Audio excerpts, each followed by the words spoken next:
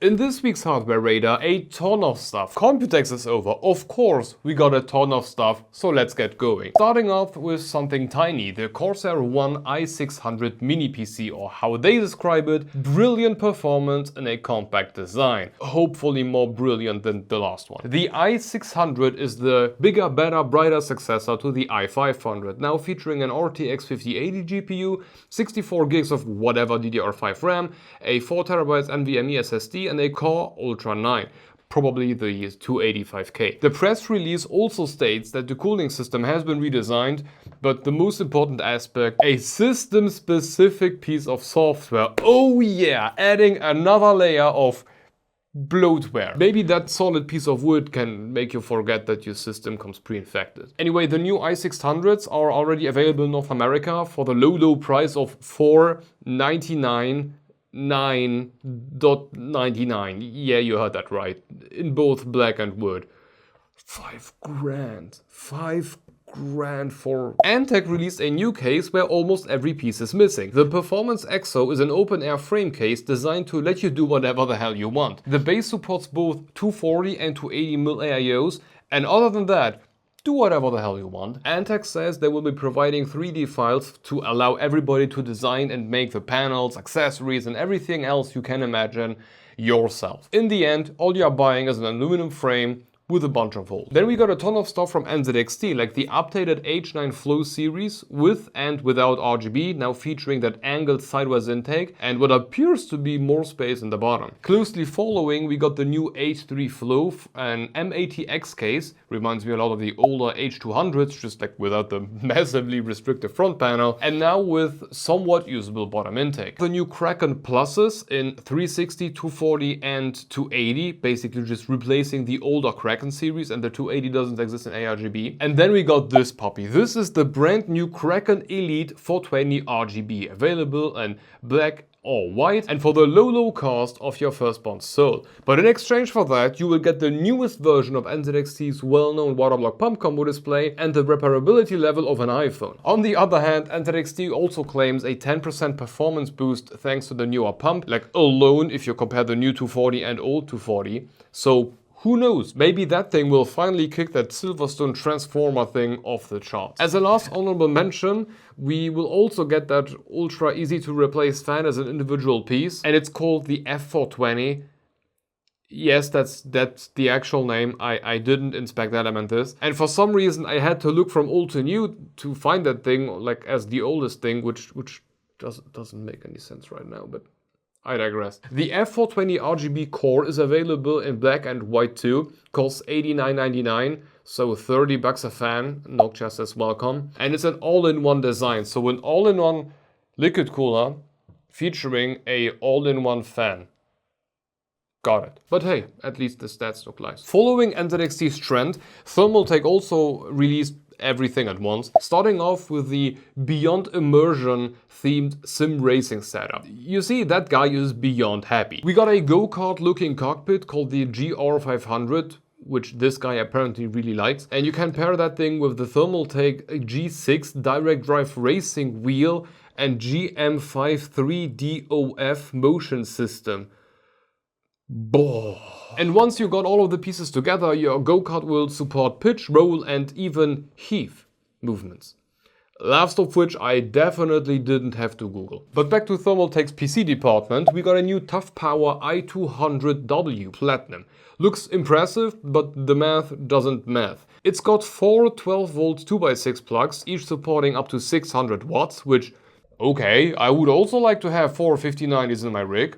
Please. But it's a 2000 watts power supply, and that's not a lot of PSU left for your CPU. I guess it's just not simultaneously, but hey, it's monitoring that Nvidia plug, so maybe we can finally stop lighting our multi-$1,000 GPUs on fire.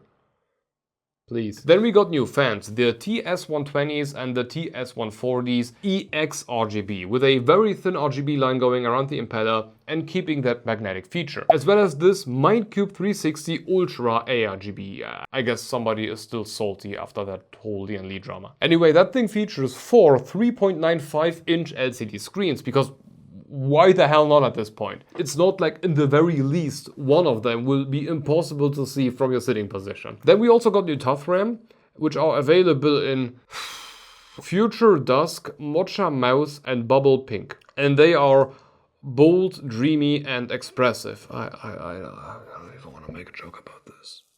I don't even want to make a joke about this. I just don't.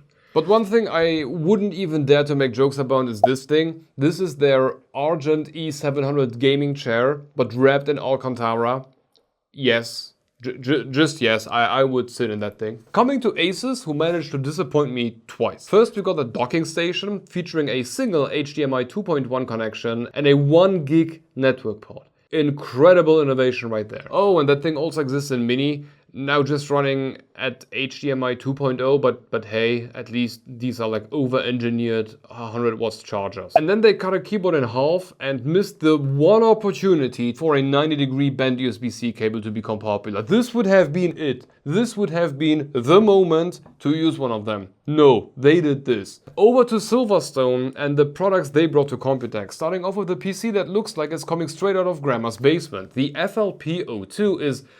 yeah, well, it's point on exactly what it's supposed to be. A new case that looks like a 2-decade-old case. Then we got the Alta T2, a giant workstation case with fans everywhere, followed by a bunch of server stuff, including a Ice Mist AIO for the 2U form factor, which is like really cool, but a bit out of the spec for the series. Asrock also brought some stuff. They announced new AM5 boards like the X870E Taichi OCF, the Phantom Gaming X870 Nova, and X870 Taichi Creator. But they have also got a new monitor, the PG27QFW2A.